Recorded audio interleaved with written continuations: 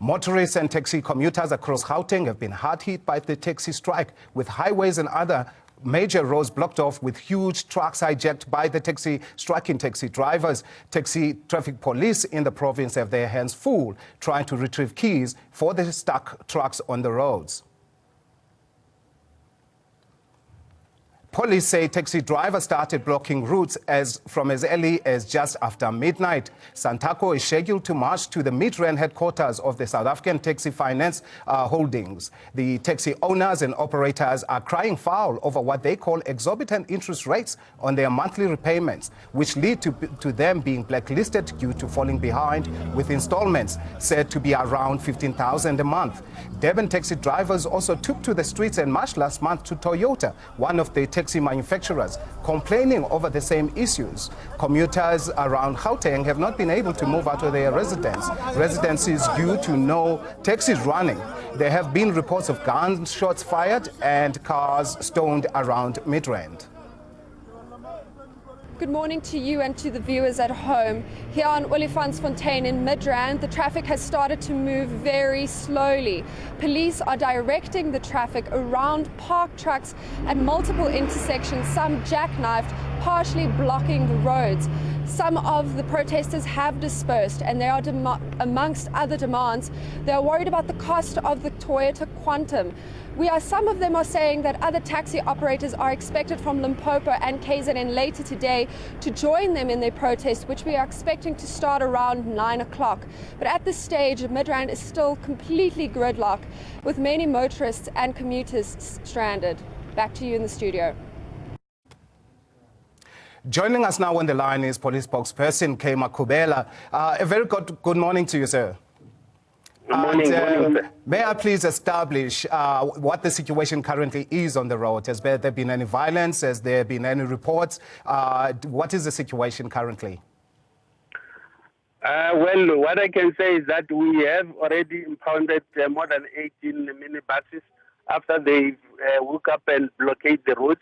And the N1 North has been opened, and we're still trying to open the N1 South, as the truck has been blocking the road.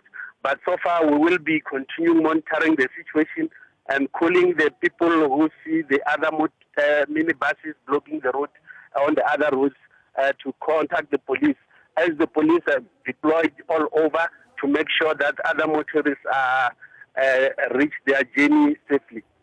Very, very importantly, what are the key areas that are still problematic so that commuters still trying to make their way to their destinations can have an idea?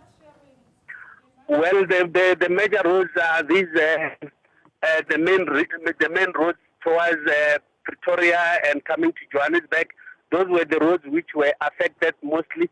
And then we are urging the people, if they feel that they will be delayed to reach their destination, to use the other roads.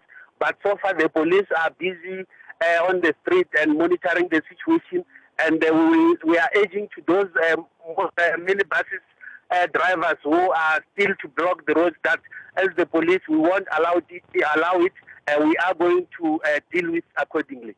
Well, I may as well add there's been the issue of the trucks that have been hijacked and used to block roads, jackknifing around Midrand. I saw at least 2 instances with at least 4 trucks. I'm wondering, what kind of action are you looking at? I mean, are people going to be charged or, hijacking or other crime? Yes, indeed. If there is a case open for hijacking, there's no way where the matter is not going to be investigated. And those suspects who are alleged to be the hijackers, they will have to be arrested and go and stand before the court. If there are any other people who feel that there are something done wrong towards them by this blockage of the road, they have to report it to the police. The investigation will be conducted.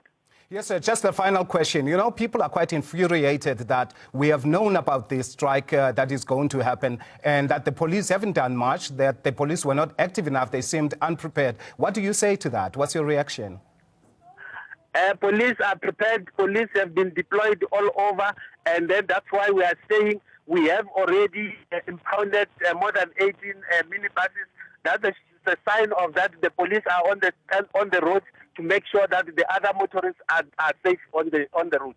Kay Makubela, spokesperson for the police in Gauteng, thank you very much for your time and have a good day. Also on the taxi strike, we now speak to Busapi Ngumalo, who's from the Gauteng Taxi Department. A very good morning to you, Busapi. What is the situation from your end as the Gauteng traffic?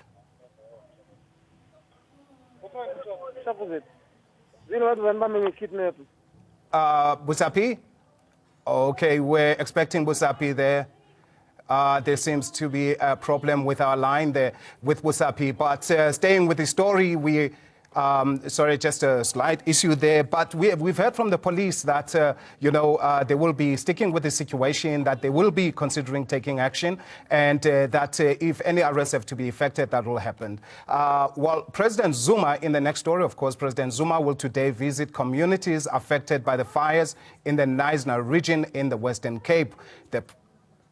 Okay, I have to go back to the taxi story, and Steve Mabona from Gauteng Education is on the line. Steve Mabona, a very good morning to you. Please tell us, in this situation when children are meant to be writing, learners across the province are meant to be writing their exams, media exams, how are you coping with this situation now? Look, we had to make a call that all those learners who are still at home or who are en route to school, they need to probably not to go there. And we have already interacted with the school principals to say those that were due to write their exams, they need to be rescheduled so that they are given an opportunity to write the exam. And of course, this is going to put quite a strain on the department. I mean, the kind of logistical rearrangements you have to make. How are you preparing for these? Look, we will always have, the disruptions where we will then have to go deep and rework our schedule. So we will rework and make it a point that we accommodate those learners who were not given an opportunity to write because of this eventuality. But then it's a challenge that we all, face, because remember this strike. There were so many reports about it. I mean, it was continuing, it was not continuing. So you will not be sure on how to move forward, plan ahead, because if a strike is not announced and that it's going to be happening, it becomes a challenge. Steve, I hear that.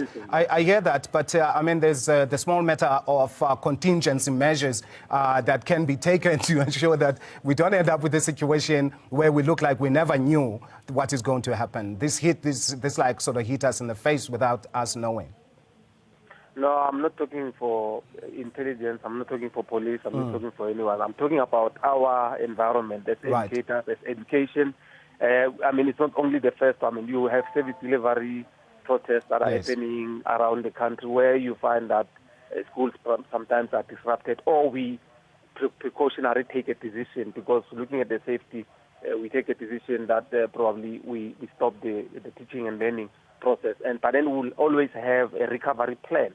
We always have that, a recovery plan. A school knows that if we miss or we lost 1 day or 2 days, we need to have a way on how we're going to infuse the programs into our schedule and make sure that we recover on what we might have lost. So we always have a recovery plan in our environment. But I'm just saying, it's an inconvenience which will always call upon people when they march, try to be cognizant of the fact that other things must still continue in the country.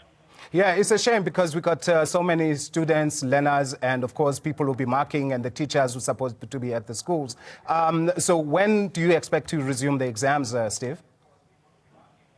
Look, we will announce on when we're going to be doing that, because you need to assess the situation and check on how many learners were affected, because not everyone was affected. We need to be announcing that as well, to say it's not all areas that were affected. And hence we said where the learners are available, they are at school. The school principals must make a determination. They continue with the exam and make sure that they have a roll call of those that did not make it so that they can accommodate them accordingly. Steve Mabona, spokesperson for Gauteng Education, thank you very much and have a safe time on the roads there.